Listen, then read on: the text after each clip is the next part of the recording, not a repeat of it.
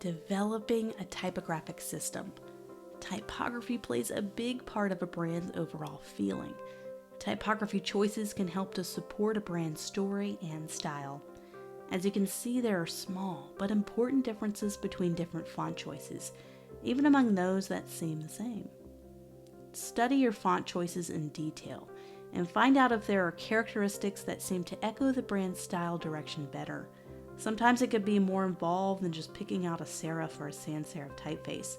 Sometimes you need to pick among similar sans serifs, for example.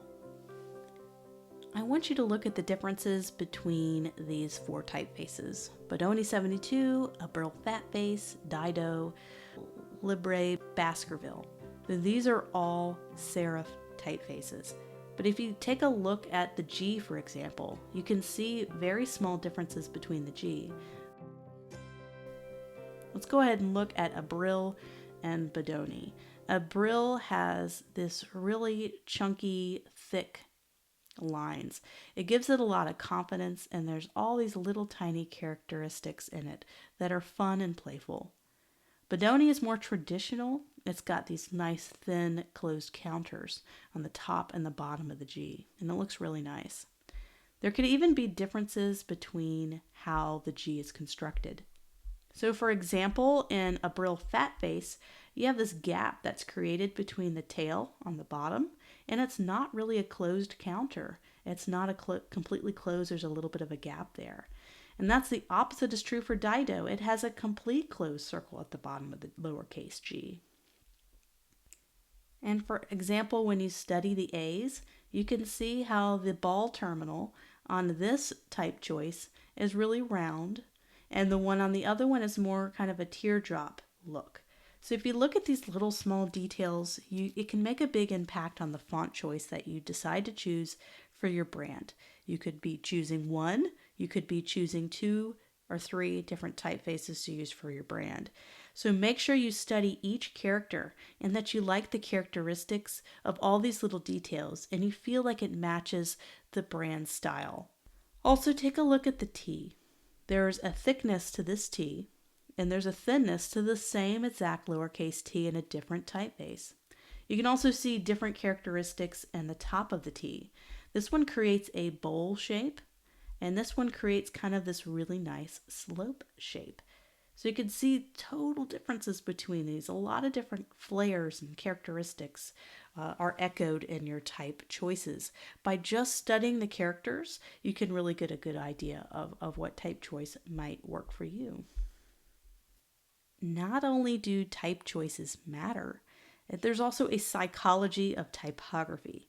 So along with font choices, how you display your typography can also add to the presentation of a design. Typography is an extension of your branding. So take, for instance, these wide arrangement of different typography layouts. So we have risky. So we have something that's not aligned perfectly.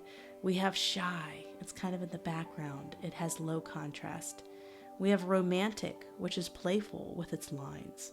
We have bold, which has a different orientation of its characters. It has characters that don't have to, words that don't have to exist all on the same line. So it's a little bit more unconventional. We have traditional. It's easy to read. It's a serif typeface. It has a period at the end. Everything is following all the rules. Urgency. It's thick, nice, thick lines there.